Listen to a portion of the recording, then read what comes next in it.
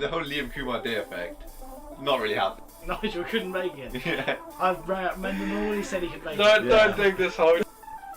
Phil, credit to the guy, he always manages to do well what he has to. He is a shocking person. You guys got a trophy? No. It was pre-event. No, I like from Rashad Mendenhall. I'm a tag jack! I'm a fucking tag! Hello and welcome to another episode of the LOC Report. It is a Christmas Eve edition of the LOC Report, and normally this time of year we'd be coming to you with the recap of the semi-finals and a preview of the Corona Bowl, but not this time round because it's a different year, things have changed, and Chris even had a bye-week holiday in Sweden, and he's now back, making advantage of that bye-week. How's it going, Chris? Yeah, I mean, absolutely. I mean, I'm away, feeling refreshed and recharged, and yeah, all good. So yes, that's it. I'm back for more, and we're in the midst of it already. So yeah, it's definitely an exciting time. Absolutely, yeah. And let's not dilly dally because we've got an interesting episode for you with a recap of the first Wildcard Bowl and then the previews and everything from that, and we've got some nominations coming later as well, so we'll just dig it straight into it. We'll come back to the league news though, and we'll start with the Wildcard Bowl recap. So in week 15 we saw the LOC's first ever Wildcard Bowl, which took place between Ixan, the traditional wildcard, and also Pakistan, the first wildcard via the new method of making playoffs, which is highest points forward among non-seeded teams. So let's see how that went down. Pakistan and Ixan took each other on in the quarterfinals, the Wildcard Bowl in Week 15, while the three division winners were on bye, pitting the best record outside of the playoff seeded teams against the most points outside of the playoff seeded teams. And on this occasion, record beats points because Ixan, they took this one 90 to 53 points, and now they're on a 4-game win streak, and unfortunately sending Pakistan home early. But meanwhile, Ixan rolls on. Looking down the lineups for Ixan, Joshan got 27 points, Nick Chubb turned up with 15, Brandon Cooks erupted for 22 points, which I mentioned could happen on the preview last week, en route to that solid team, 90 points there. On the other side of the ball for Pakistan, there was a bit of subtext to the results here, as Kareem Hunt on the COVID list put up a 0, Brady only got 5 points as well, Justin Jefferson 11 points, and Chris Boswell 15 points, but from the preview last week I did mention that this team was unchanged from the week previous, and that's because Pat did not realise he was in the playoffs until the Sunday game, 6 PM games had just kicked off. So unfortunate result on the day, but even if he had been changing the team, it probably wouldn't have changed the result, because obviously Brady did have a terrible day, and Pat has relied on him all season long. So that brings the record between these two to an even 5-5 now all the time. And I picked Ixan to win, so I get this one in the pick'em, but no lock, because we didn't bother having a lock for a 1-game week. Chris? Unfortunately, the first Wildcard Bowl didn't quite live up to what we would hope would have been a banger. Not really. For the highest scoring loser, it was certainly not a high scoring result. And yeah, I think that when you don't own you're in the playoffs, but actually it doesn't matter a great deal, because I think that he would only have changed one player. He probably would have played Van Jefferson, and this game would have only been a 3-point extra result for Pat. So yeah, Ben didn't need to work particularly hard. His team wasn't great. So you'd expect some results from Chubb and Allen, and obviously Cooks did well on the day. Aside from that, it wasn't a hugely, exciting performance. He gets to 90 points. Obviously there's guys on the bench that he perhaps could have played that would have boosted that up a little bit. But yes, I think this is probably less about how good Ben's team and more about how poor Pat's team was. Brady has been the absolute linchpin of that team the whole year, and leaves it to now to do a 4-point dud. Everything that could have gone wrong pretty much did. And you look at the stat line there. There's only one touchdown through the whole team. and that's to Justin Jefferson in that game against the Bears. So, yeah, it's unfortunate. Ben progresses. It's on the back of a solid but not spectacular result. We say bye-bye to Pat, and we hope that next year perhaps this game lives up to the billing that it probably should have had, because I think earlier on in the season, without all these injuries that happened and the COVID problems and whatever, this would have been an absolute banger. But as it currently stands, it was just a poor week, and the writing was on the wall from the early games on the Sunday as the charts, as you can see in the charts. So yeah, not the most exciting start to our playoff season, I have to say. No, absolutely not. And you kind of touched on it there. A poor week, not just for these two teams, but just the NFL as a whole. I think that was the least touchdowns they've had on a Sunday. Part of that would have been games being moved around because of COVID. But even despite that, it was a very low-scoring week on the whole. And kind of just as well that we didn't have the semi-finals in this game, because it definitely would have torpedoed those games to a degree as well. You mentioned for Pakistan, obviously the one player he would change was Kareem Hunt, and he did know by this point that he could have changed him, but because Hunt didn't play until I think it was the Tuesday night game, and then Van Jefferson was also on Tuesday or Wednesday. I can't even remember. Games moving all over the place. And the only other player that he might have changed had he known would have been the Chargers against Kansas, which was on the Thursday night game. Obviously, Pat didn't know that by that point. But yeah, like you say, solid outing from Ben. Really could have been a lot better. He had Mark Andrews on the bench. And he went off, and then Duke Johnson, which we can't criticise him for because he played Myles Gaskin. Nobody saw that coming, but I suppose good to see, despite it was still a solid week from Ben. But yeah, it could have been even better had he played those guys. So yeah, as you say, Ben marches on, and we say goodbye to Pat. So now we will go over to the league news.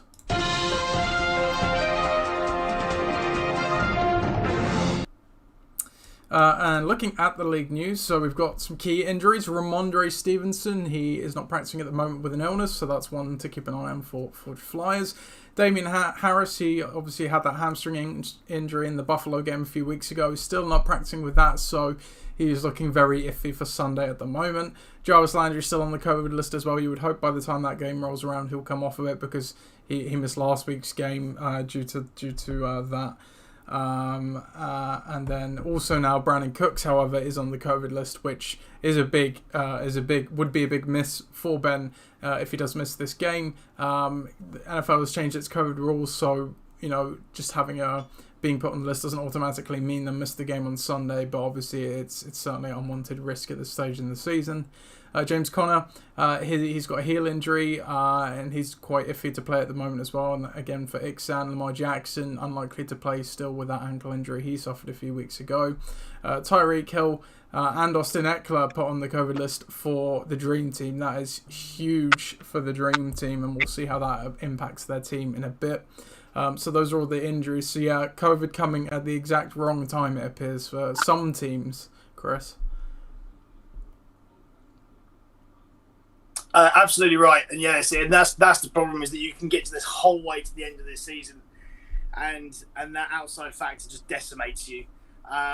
It's something that's out of everyone's control, and it does bring in these interesting streamer options. I think, as we're about to see later on, is that so you have to then go to the waivers, and you have to be able to play those percentages and get those guys in, and that's the fun part of this, is that we've seen teams in the past. Ollie did it to me last year, where you just cobble together a random bunch of guys and they all turn up. Sometimes names don't necessarily win you games, and the Dream Team, Viv particularly, is going to have to do that, because it's a big hole to fill, a really big hole to fill. But at the same time, we'll see in a little bit as this game could really be on a knife edge anyway, because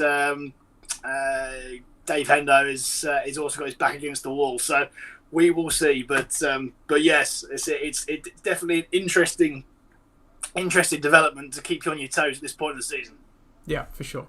And then moving swiftly on, then we have a couple of notable waiver moves this week. So Ixan has added Ronald Jones for $88. The money doesn't mean too much at this point, because it's obviously kind of use it or lose it situation. and then the Dream Team adds Justin Jackson for $33. Clearly, Mav doesn't like those waiver moves. Chris, what do you think of them? No, it's clearly not. No, I think that it was an obvious decision to pick Ronald Jones up for Ben. You know, so he had to outspend everybody in order to get them. But let's be honest, you know, these are just obvious moves to make at this point of the season. You know, so if your top guy's not there, you've got to replace him with the backup. If you haven't got the backup, you've got to spend the money. And thankfully, they've got the capital behind them in order to do that. So yeah, it's going to get spicy. But these guys are not necessarily locked in to be these absolute superstars that they're replacing. And I think that's one thing you should always take into account when you're replacing guys with handcuffs, is that, you know, there's a reason why they're the backup. Yeah, absolutely. I think you hit the nail on the head. What we've seen with, like you say, there's some teams where Eli Mitchell, you can argue if he was ever the backup, but clearly he was loved by Shanahan, and well, I guess he was, because when Raheem Mostert went down, he effectively was the backup, and you saw whenever he's on the field, he does great. But when Mitchell has obviously missed time as well, and when he's missed time, the next guy-ups haven't been too good. And I think you're right, Chris. It's very much the same here. Ronald Jones, look, he's been in the doghouse for that Bucs team for a while. They signed Le'Veon Bell, which I somehow completely missed, but clearly it doesn't seem that he'll take over the lion's share of the work necessarily. And then for the Chargers, behind Austin Eckler, there really hasn't been any notable guy. They've got Larry Roundtree, Justin Jackson. I think they might have another guy they occasionally run in there as well. Joshua Kelly. So, yeah, definitely not a linear handcuff approach, as you would say. But that was it for the notable waiver moves. We'll go to the milestone selling stats. So obviously only the one game last week, so not a lot has changed. But with a win, Ben now moves into number 3 overall all time in terms of wins. He has 99 wins currently. He has leapfrogged multiple founding teams now. He's ahead of Tom, Ollie, and myself there. So he's in 3rd all time, and really only 2 behind 2 other It's crazy. Ben has low-key had a really, really good career, certainly since about 2013, 2014 or so. Ben has also now set the record for most appearances in the playoffs. You can see on the right here, he has 9 playoff appearances in total after featuring in the Wildcard Bowl last week. If he were to advance, he would single-handedly, in fact, I think nobody else can match it at this point, just looking here. Yeah, Chris can't match it. Viv can't match it, and obviously Dave's the first timer, so yeah, he holds this for 1 year and obviously can push it a bit further. He'll push it up by one more and could get it to 11 there. Also could tie all-time playoff wins, which is 6 there. I don't think any of the inactive coaches have ever had note yet, so he could also tie.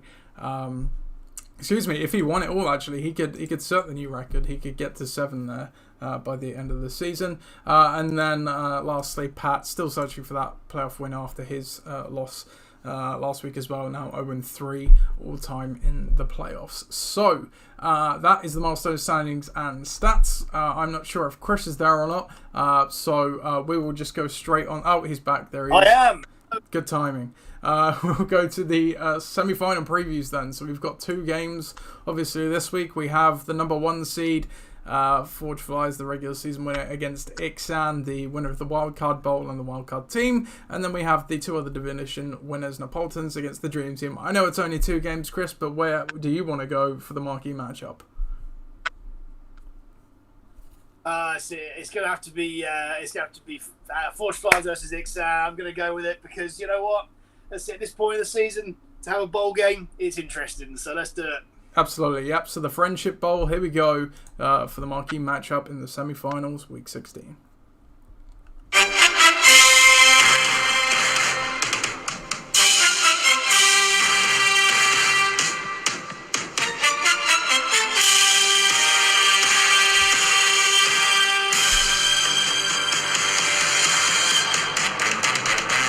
Friendship Bowl takes place in the semi-finals of the LOC 2021 season. This will be the 3rd time we get a Friendship Bowl this year, as these 2 division mates during the regular season. Wow, it's projected to be a close one, with Ixan coming in on a 4-game winning streak. They are marginally projected to have the win, 92.95 to 92.76. You can see Chris there has a 7.7 point lead at the moment, which is from Donta Foreman in the Thursday night game that took place yesterday. Elsewhere, in terms of changes from the last time out, obviously Forge Flyers on a bye last time, but I think maybe Marquise Brown has come into the lineup since week 14 there, Chris, and I think that's the only change. Yeah. Yeah, so Forge Flyers is rolling with the 30 personnel this week. 3 running backs, 2 receivers. On the other side of the ball for Ixan, Rono Jones comes from the waiver into the starting lineup. Mark Andrews plays his way into the starting lineup with his good performance as well. And that drops, I think, James Conner and Miles Gaskin to the bench. As mentioned in the injury section, James Conner is dealing with that heel issue, and you can see a couple of COVID issues there with Landry and Cooks for Ben, as well as Damian Harris questionable with that hamstring. Ramondre Stevenson also questionable with that illness. The history of this matchup all time. Let's see here. Ixan are 4-14 all time against Forge Flyers. So how will that play in this one, Chris? Look, I think, Ben and I were having this discussion yesterday, was that I think that his team is absolutely primed in this. I mean, I know that Josh Allen doesn't have an unbelievable matchup. I know that some of the matchups in there aren't prime, but I have to say that the players that he's got in the form that they're in are going to put up a reputable number. And for my team, as it currently stands, to beat that number could be particularly challenging. Now, I know that I've got Aaron Rodgers on Christmas Day, and it's in prime time for Christmas Day, and it's good. I know that I've got Cordero Patterson against Detroit. That's going to be hopefully a bit of a one-way show, and Cooper Kupp against the Vikings, who've been flaky all year. Plus the Cowboys playing against Washington, who they did decimate a few weeks ago. So I know there's some really good points in there, but you'd expect Jones to get a high level of volume. Chubb's going to get a big volume. Andrews seems to be the go-to guy at the moment in that Baltimore offense in the red zone. T. Higgins has been great, as Jamar Chase has faded, and Tyler Lockett, as we've seen with Russell Wilson recently, so he's been the guy in that offense. So he's got some very, very dangerous players ready to go in good form, and coming off a win last week where it was a bit of a subpar performance, in my view, with a couple of decent performances, but a subpar performance overall for the team. I think that he's picked a better team this week, and I think that it's one that's going to hit the ground running, and I think it's probably going to win this game. I think it's going to win this game, not by the slightest of margins, but it's going to be a 5 to 10 point margin, I'm pretty sure of. I'm just not as convinced on my team this week. Maybe I should be, because even in the bye week, they still scored 108 points, and that's great. But is the Cowboys D scoring 17 points a week sustainable? Probably not. Is Cooper Kupp scoring 25 points a week sustainable? Absolutely not. Is Rodgers going for 4 touchdowns a game feasible every week? I don't think it is. There's a lot of things that could potentially go wrong with mine. Well, I think Ben's got a much, much, much higher floor, and that's where, unfortunately for me, I think is where he's going to get me as time goes on. But we will see. But yeah, having a handy 7.7 points last night was good. I might have played Brandon Ayuk. For large part, I actually stayed up and watched the game last night. I was pleased that I didn't until he scored a touchdown with like 2 minutes to go in the fourth quarter. But look, there's the bench is an interesting mix of people who have been assembled not for this week necessarily, but perhaps for next week if it goes my way. But this week's what we count on, and I do think that Ben's got the upper hand. But I will caveat this, is that Josh Allen against New England, I think, is the key matchup for him this week. Because if he doesn't score the point he needs points or more, while Aaron Rodgers goes off on Christmas Day, that could be a massive gulf that those other players just simply can't fill the void on. But if we assume that he's going to play well, I think Ben's got it, to be quite honest. Okay, there you go. I think, yeah, let's start with Ben's team. Obviously, coming off the wildcard, I don't know. I can see what you mean about the floor and the ceiling. I can see all those arguments, but I can kind of see the flip side of everything as well. He never liked to be backed into playing players when you obviously your other choices just aren't available for one reason or another, and that's kind of what I feel like Ben is having to do this week. And you know, there were some kind of perfect storm things going on which helped them have the good score last week. You look at Nick Chubb, where he hasn't been great when Kareem Hunt has been there and other players have been around him. Obviously last week Nick Mullins was playing at QB as well, getting other pieces in the offense back around him. Landry was obviously out as well. I think that hurts him because you know, when there have been other pieces around him, he's not done a great deal. I have zero confidence in Ronald Jones with what we saw earlier from him in the season. The Bucs clearly didn't want to play him because they've been featuring Leonard Fournette. They've got Le'Veon Bell there for whatever it's worth. Now, their passing game is quite bruised and bad at the moment. Mike Evans is iffy with the hamstring. Obviously, Chris Godwin is gone, but they should be getting Antonio Brown back. Add in that Carolina is a pretty solid D. I don't know. It feels iffy. You say Josh Allen, he's definitely a wild card of this game for me as well. But we saw what New England did to him a few weeks ago. Granted, the weather was supposedly terrible then, but this game is in New England, and supposedly the weather's not meant to be great for the game there either as well. So, I don't know. Mark Andrews could do well. Obviously, even with Tyler Huntley, he's put up some nice performances. T. Higgins could have a nice day, as could Tyler Lockett. But there's just quite a few question marks for me in Ixan's side of the team. And we go to your side of the team, Chris. Not to say your team doesn't necessarily have question marks either, but I actually disagree. I think you've got the more stable floor here. Because you look at Rodgers, he's going to be solid. I don't care anyway you cut it. He's playing in Lambeau. There's no way on Christmas Day he ain't going to put on a performance, you know, at least a respectable score.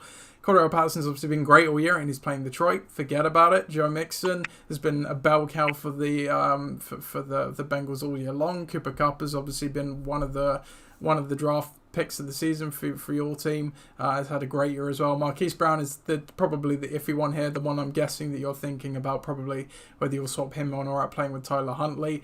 And Donta Foreman, okay, 8 points, but 8 points doesn't kill you. It can get you over the line. It's not a game-breaking performance. And you go to the bottom there, Cowboys playing Washington. You said it yourself. They had a great day against Washington last time out. Okay, maybe they don't repeat that, but that game was in Washington. This one is now in Texas.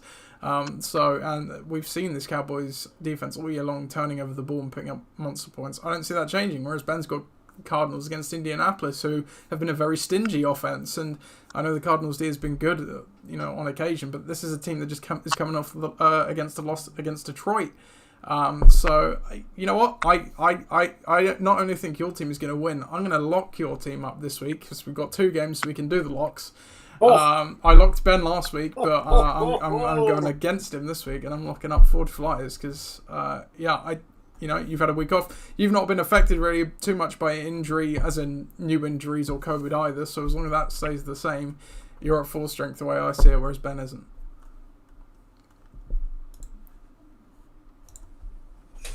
Well, that's it. I hope you're right. I'm sure you do. We'll go on to our next game now, the other semi-final game between the Napolitans and the Dream Team.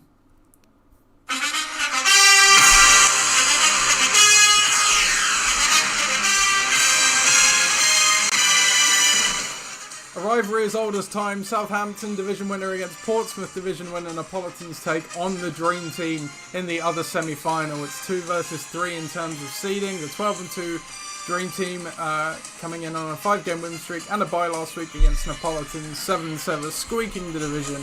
But they have been white hot as they were 6-1 over the last 7 weeks of the season. Their projections in this one do currently have the Dream Team progressing though, 89 points to 77. Let's take a look down, and Napolitans do have a 2.1 point lead at the moment. So for the Dream Team, where are we? Justin Jackson comes in for Austin Eckler. Terry McLaurin, I believe, comes into the lineup as well, which drops Tyreek Hill and Austin Eckler to reserve because they are both on the COVID list. Javonte Williams and Robinson both questionable with injuries but should play, as should Pollard and Jalen Hurts. So Dream Team is rolling with 30 personnel, 3 running backs and 2 wide receivers.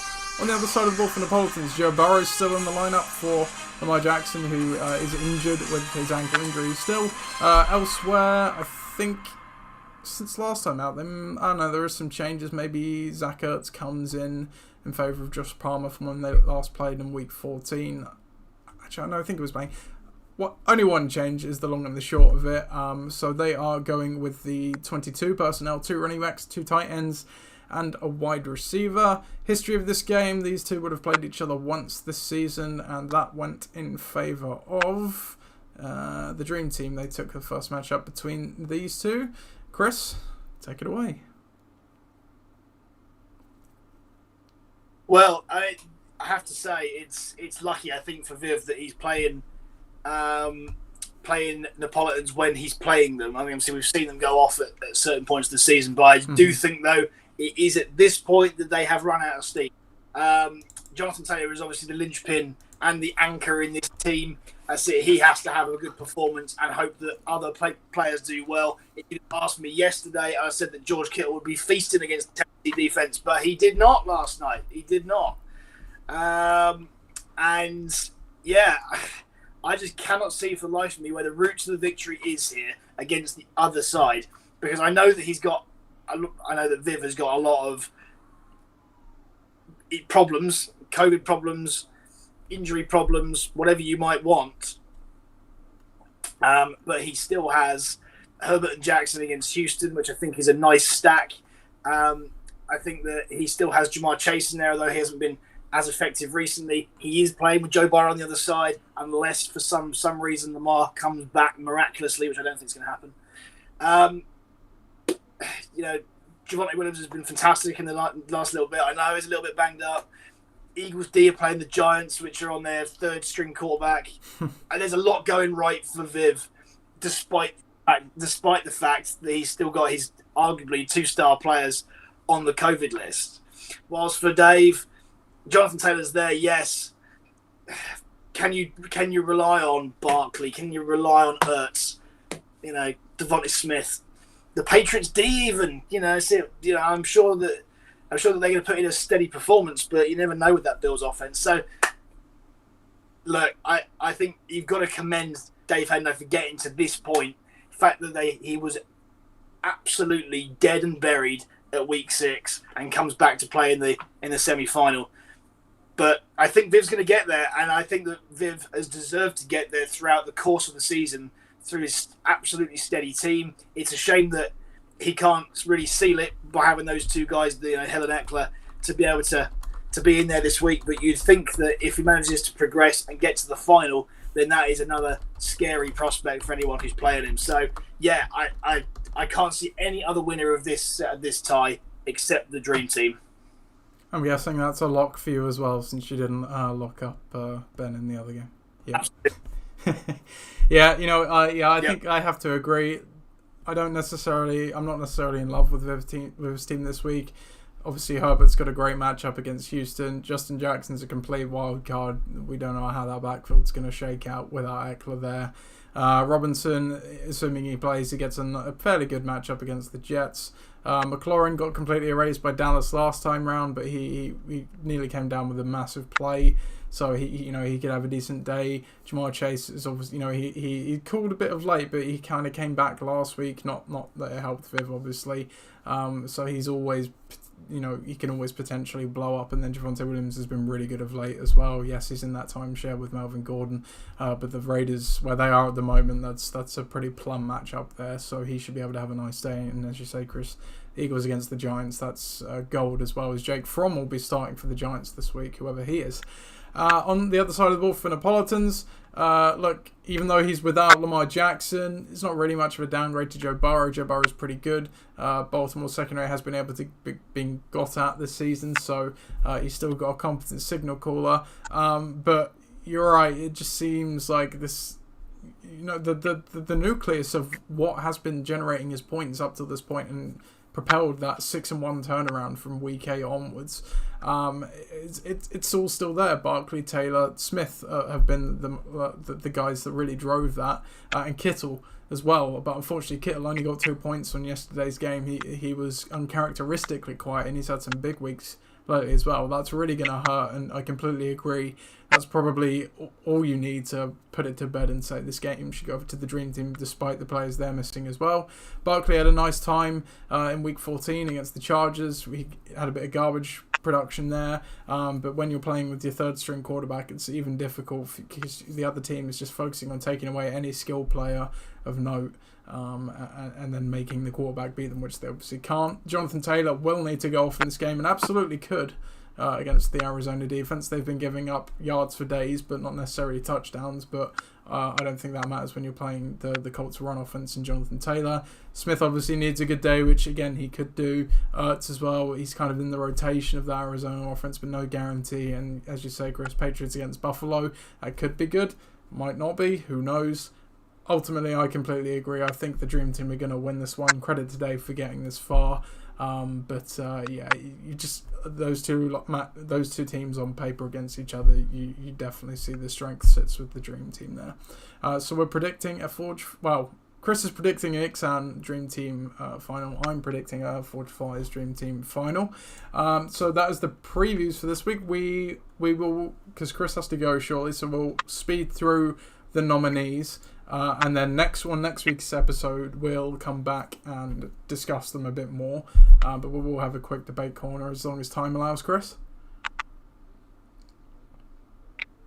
Possibly. Possibly. We'll see how we go. Most answer it does not, I'm afraid. So the debate this week is over. I've got to go. Merry Christmas, It's everybody. okay. Never mind the end. Yeah, it's fine. Thank you for joining, Chris. I will tell you, dear listeners, who the nominees are. We had some comments from Ben as well here. As he was going, Viv should smash David justifiably. That is the politically incorrect way of saying that, Ben, but you're probably right. You also say, I'd say having to play Burrow is a blessing because the streaming has been terrible. Yeah, fair point. Lamar Jackson has been the quarterback he's played most because he obviously always has that flaw. But Burrow certainly isn't a bad option either. So we'll leave the debate corner, but I will give you the award nominees now. So for Coach of the Year, we have Coach Leach, Coach Nathwani, Coach Sherwood, and Coach Allen. For GM of the Year, we have myself, Coach Stubbs Jr., Coach Burdett, Coach Leach, and Coach Sherwood. The Luck Award, we've got Coach Nunn, Coach Henderson, Coach Stubbs Jr., me again, and Coach Taylor. The Comeback Award, we've got Coach Henderson, Coach Sherwood, Coach Stubbs Jr., and Coach Nathwani. Overachiever, I don't know why I'm appearing in so much of these, but I guarantee you I won't win many, if any of them. Coach Stubbs Jr. in the Overachiever Award, Coach Taylor, Coach Burdett, and my dad, Coach Stubbs Sr. And then the League Commissioners Award, we have Chris, Tom, Ollie, Gardner, Beddoes, and Phil, because Phil was a team executive on my team, so he is eligible for this award. So yeah, as I said, no debate corner now. We will be back sometime next week. Obviously, make sure you check your teams constantly, because if you're still alive, because COVID's obviously continuing to wreak havoc. Plus, on top of that, games are all over the place with Christmas and Boxing Day, and then potentially COVID moving some games as well. So yeah, we'll be back sometime next week to recap the semi-finals and obviously preview the Corona Bowl for you and delve more into the awards. Other than that, all I've got to say is have a great weekend. Good luck in your matchup. Obviously, I don't care because it doesn't affect me because I'm out of it at this point. I just want good matchups. But most importantly, I hope you all have a very Merry Christmas. It is Christmas Eve, of course. Yeah, we all deserve some nice time. If you're going to watch the football, enjoy the football as well. Hopefully your players do well. Other than that, that's all here, folks. So we'll be back with you next week. Thank you and goodbye.